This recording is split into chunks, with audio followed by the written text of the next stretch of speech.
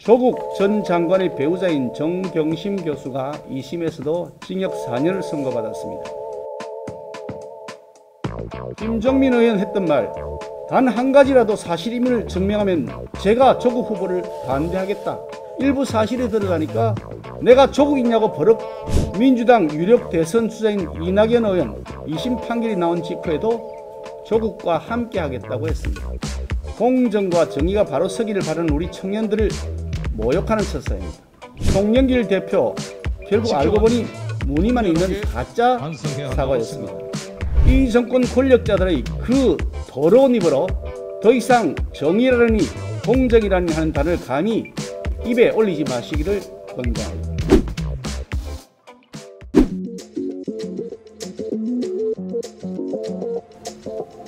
조국 전 장관의 배우자인 정경심 교수가 2심에서도 징역 4년을 선고받았습니다.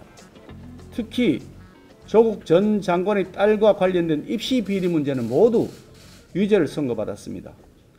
부모 찬스를 악용한 허위 스펙 쌓기의 실체가 모두 사실로 확인된 것입니다.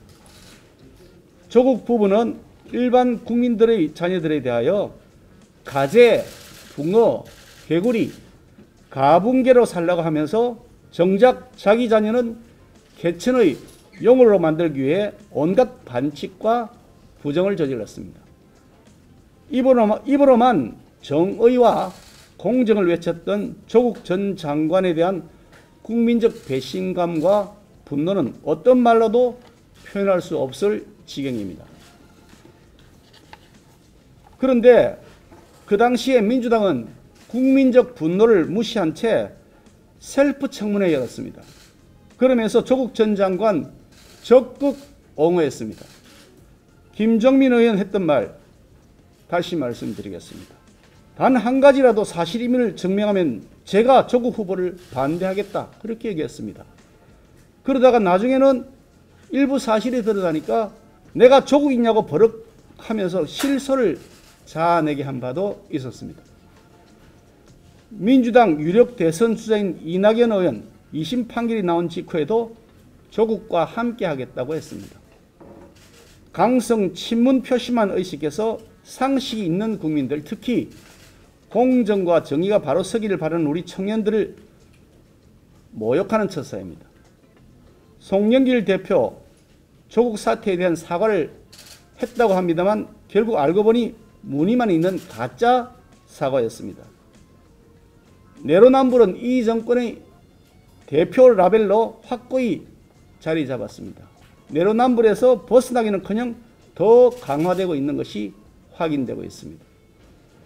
이 정권 특유의 가짜 DNA는 정부 여당 곳곳에 독버섯처럼 퍼져 있습니다.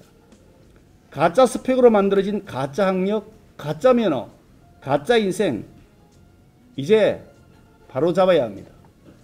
고려대, 부산대 더 이상 정권 눈치 보지 마시고 부정 입학에 따른 후속 조치 서둘러야 마땅합니다. 이제라도 우리 청년들에게 공정과 정의가 살아있다는 사실을 보여줘야 할 것입니다. 그것이 학자로서의 당연한 기본적 양심입니다. 이 정권 권력자들의 그 더러운 입으로 더 이상 정의라니 공정이라니 하는 단어를 감히 입에 올리지 마시기를 권고합니다. 가짜 DNA를 얼룩진 이 정권이 자기 스스로 가짜 뉴스를 양산해내고 있으면서도 엉뚱하게도 그 가짜 뉴스를 지적하고 비판하는 언론에게 재갈을 물리겠다는 독재 악법의 추진을 즉각 중단할 것을 다시 한번 강력히 촉구합니다.